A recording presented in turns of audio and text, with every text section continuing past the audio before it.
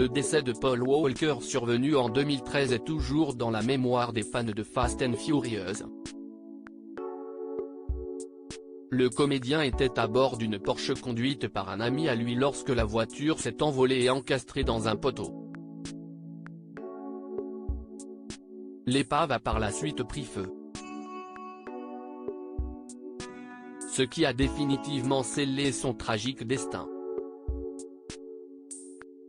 Toujours en deuil, 10 ans après sa mort, la grande famille de la saga ne l'a pas oublié dans le scénario du 10e film. Spécialement le réalisateur Louis Leterrier. Interviewé dans Click, ce dernier a donc révélé comment est-ce qu'il avait intégré le personnage de Brian O'Connor dans les scènes de ce film. Une stratégie de génie qui ne manquera pas de plaire aux inconditionnels. Surtout les personnes ayant suivi tous les précédents volets de cette saga d'action. À découvrir aussi Car by Volvo. Subscribe to a Volvo. Pay less with a fixed monthly cost. Car by Volvo /vertical sponsorisé les Armore Partaboula. Louis Leterrier use d'une stratégie simple pour intégrer Paul Walker. Louis Leterrier a été appelé en catastrophe par l'équipe de Fast and Furious afin d'être le réalisateur de ce film.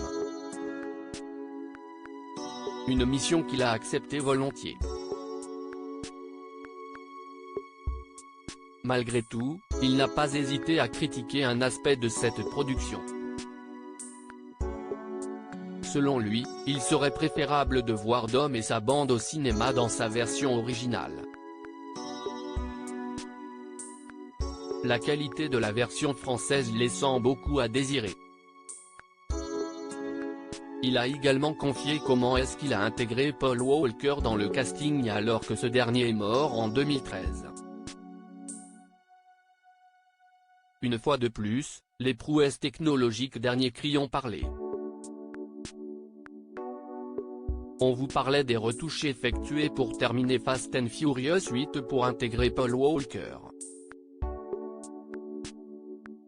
Le comédien est en effet décédé quelque temps avant la fin du tournage,